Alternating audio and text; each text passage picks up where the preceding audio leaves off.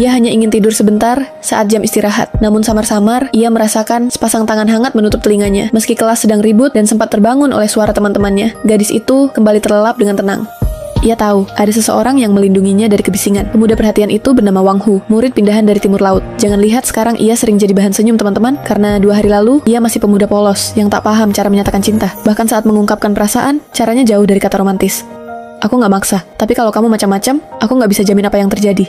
Kalimat itu justru membuat Shen Jiayi menangis ketakutan. Saat itulah Wang Hu sadar, ia telah berbuat kesalahan besar. Ia hanya ingin jujur pada perasaannya, tapi malah membuat gadis pujaannya terluka. Rasa bersalah pun menghantuinya.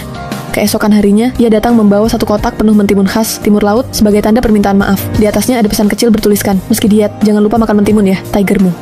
Hadiah itu mungkin sederhana, tapi para siswi justru antusias. Mereka penasaran ingin mencicipi mentimun khas timur laut. Meski berat hati, Jiayi akhirnya setuju membagikannya sepulang sekolah. Tak disangka, begitu keluar gerbang, Wang Hu langsung berlari menghampiri, membawa payung dari warung sarapan dan mengantarnya pulang. Teman-teman pun iri dan berbisik, ini dapat harta karun ya. Perhatiannya tak berhenti di situ. Di kelas, Jiayi hanya bersin pelan, Wang Hu sudah muncul membawa obat flu.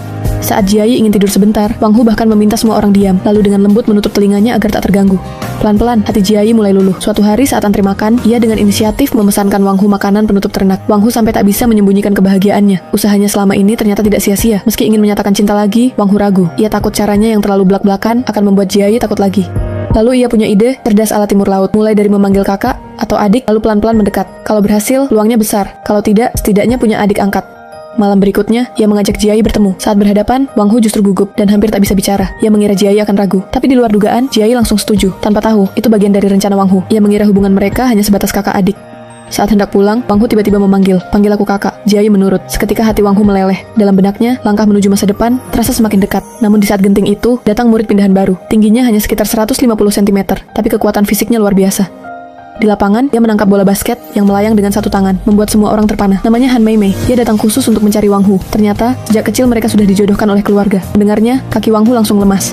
Di saat hubungannya dengan Jiayi baru mulai berkembang, kemunculan Han Meimei bisa menghancurkan semuanya. Saat Jiayi pamit, Han Meimei menatap tajam. "Panggil siapa kakak?" Wang Hu mencoba menjelaskan bahwa Jiayi hanya teman biasa, tapi insting seorang perempuan berkata lain.